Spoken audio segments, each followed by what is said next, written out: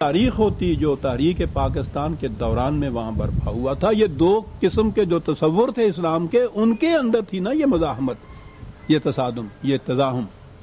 تو یہاں بات یہ پوچھنے کی بات تھی کہ کون سا اسلام یہاں نافذ کرنا چاہتے ہیں. یہ پوچھنے والا کوئی نہیں تھا. متعین طور پر حکومت کی طرف سے کہا گیا کہ اسلام نافذ کرنے کے معنی یہاں اسلامی قوانین نافذ کرنے ہیں نا. تو یہ تو بتائیے کہ وہ اسلامی قوانین وہ مدون کس طرح سے ہوں گے، وضع کس طرح سے ہوں گے. آپ کو یاد ہے کہ یہ سن 51 میں مختلف فرقوں کے 31 علماء پر مشتمل ایک کانفرنس بیٹھی تھی. مرحوم سید ابوالعلا مودودی صاحب اس میں بہت گرمجوش تھے. اس تمام دوران میں انہوں نے ہی یہ منظم طور پر یہ نعرہ دیا، بلند کیا ہوا تھا. اس کانفرنس میں یہی بات آئی کہ حکومت کی طرف سے یعنی ارباب اقتدار کی طرف سے یہ مطالبہ آتا ہے کہ اسلامی قوانین پھر کس طرح مدون ہوں گے. تو انہوں نے یہ پاس کیا تھا کہ اسلامی قوانین کتاب و سنت کی روح سے مرتب کیے جائیں گے. آپ غور کیجئے گا کہ اس میں کوئی بات قابل اعتراض نظر نہیں آتی. بڑا انوسینٹ سا مطالبہ ہے. کسی کے ذہن میں نہیں آ سکتا کہ اس میں بھی کوئی ایسی بات ہے کہ جس کے متعلق کہا جائے کہ کیا کہہ رہے ہیں. اب کیا کیا جائے؟ یہ ساری دنیا کی بدبختیاں اسی ذرہ ناچیز کے حصے میں آتی ہیں. میں نے یہ بات کہی کہ صاحب بظاہر بات تو بڑی مقدس سی نظر آتی ہے، لیکن کتاب و سنت کی روح سے کوئی ضابطہ قوانین ایسا مرتب نہیں ہو سکے گا جو تمام فرقوں کے نزدیک متفقہ طور پر اسلامی کہلا سکے، کیونکہ سنت ہر فرقے کی الگ الگ ہے. میں نے یہ کہا اور اس ساری مخالفت کے اترے میری گردن میں آ پڑے. منکر سنت ہے، منکر حدیث ہے، منکر شان رسالت ہے. معاذ اللہ معاذ اللہ. منکر شان رسالت مسلمان کس طرح سے رہ سکتا ہے؟ وہ یہ چیز تھی جو میں نے کہی تھی. 20 سال تک یہ اعلان ہوتا رہا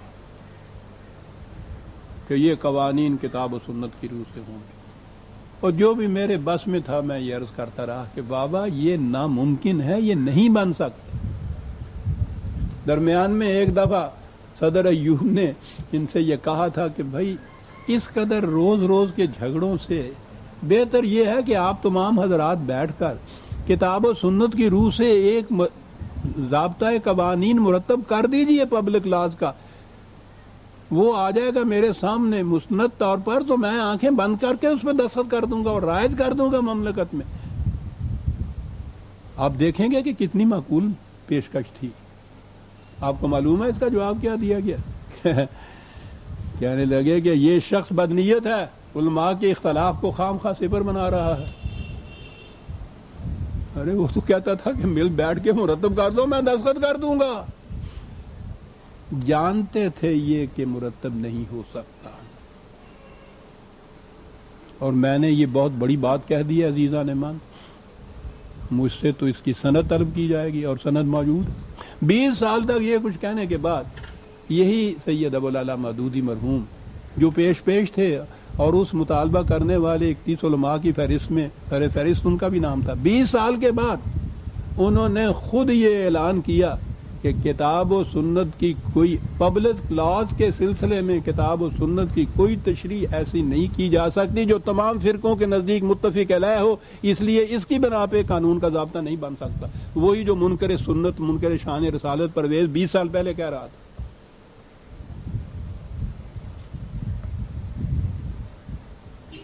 اور اس کے خلاف انہوں نے جو کہا، ان 31 علماء سے بھی کسی ایک نے نہیں کہا کہ یہ غلط کہتا ہے، بن سکتا ہے. کسی نے نہیں کہا. جو یہ کہتا اسے کہا جاتا نا کہ منا لائیے. غور کیجیے آپ کہ کیا ہو رہا ہے اس ملک کے اندر.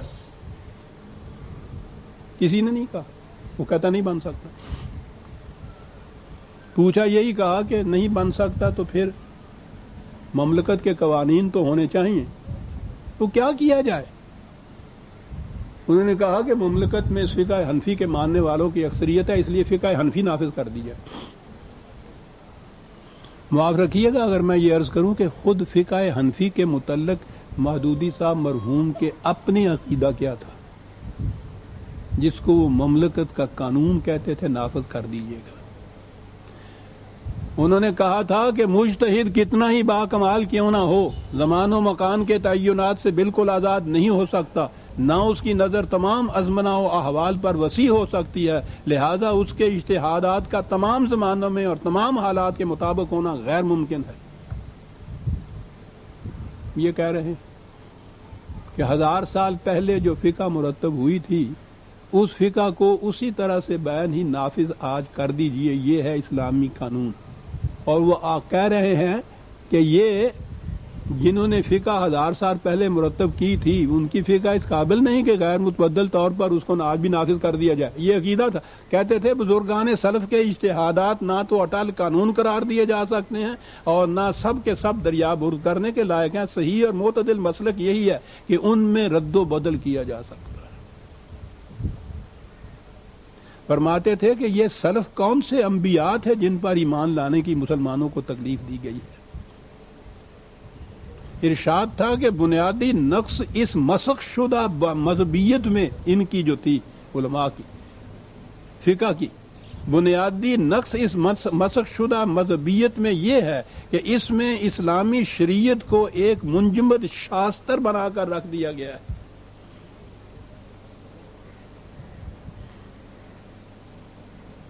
کہا کہ میں نہ مسلک اہل حدیث کو اس کی تمام تفصیلات کے ساتھ صحیح سمجھتا ہوں، نہ حنفیت یا شافعیت ہی کا پابند ہوں۔ میرے نزدیک صاحب علم آدمی کے لیے تقلید ناجائز اور گناہ بلکہ اس سے بھی کچھ شدید تر چیز ہے۔ انسان خواہ سراسر اپنی رائے سے اجتہاد کرے یا کسی الہامی کتاب سے اقتصاب کر کے اجتہاد کرے، دونوں صورتوں میں اس کا اجتہاد دنیا کے لیے دائمی قانون اور اٹل قاعدہ نہیں بن سکتا، کیونکہ انسانی تعقل اور علم ہمیشہ زمانے کی قیود سے مقید ہوتا ہے۔ یہ تھی وہ فقہ جس کے متعلق کتاب و سنت کے مطابق 20 سال تک یہاں کہتے رہے یہ سب کہ بنائیے، اعلان کہ نہیں بن سکتا۔ اب کیا کیا جائے؟ فقہ حنفی نافذ کی جائے، وہ جس کے متعلق خود ان کا عقیدہ یہ ہے کہ یہ منجمد شاستر ہے۔ اب سوچئے کہ اس فقہ کو نافذ کرنے سے، اور وہ ایک فرقے کی فتح ہے، ظاہر ہے، میں تو کسی فرقے سے متعلق ہی نہیں ہوں، لیکن ہے تو ایک فرقے کی متعلق، اسی زمانے میں اس کی مخالفت شروع ہوگی باقی فرقوں کی طرف سے، اور اضطراب اور انتشار اور باہمی آپس سے ایک دوسرے کے ساتھ مناظرے اور مذاکرے اور بڑی حد تک وہ فسادات کی نوبت تک بھی پہنچنے کی باتیں۔ ان سے پوچھا گیا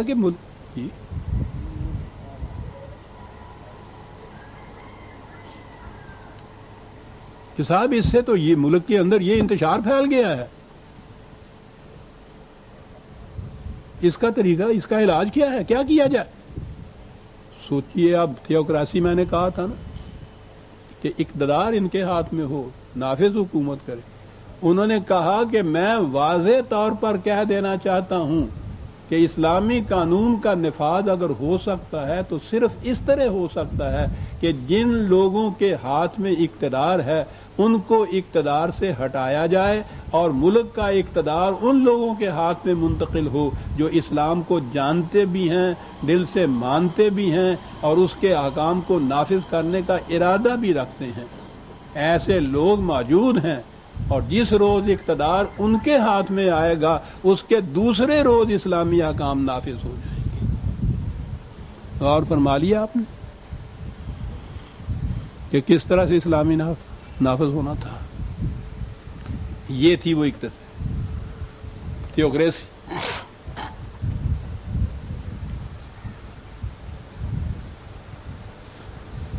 یہ انہوں نے 1976 کے آخر میں کہا تھا، درمیان میں مئی 1976 میں، اس کے کچھ عرصہ بعد یا 1 سال بعد یہ انقلاب آ گیا، پہلی حکومت کی جگہ موجودہ حکومت آ گئی، اور یہاں صدر مملکت جنرل ضیاء صاحب نے آتے یہ اعلان کیا کہ وہ ملک میں اسلامی قوانین یا اسلامی نظام نافذ کرنا چاہتے ہیں۔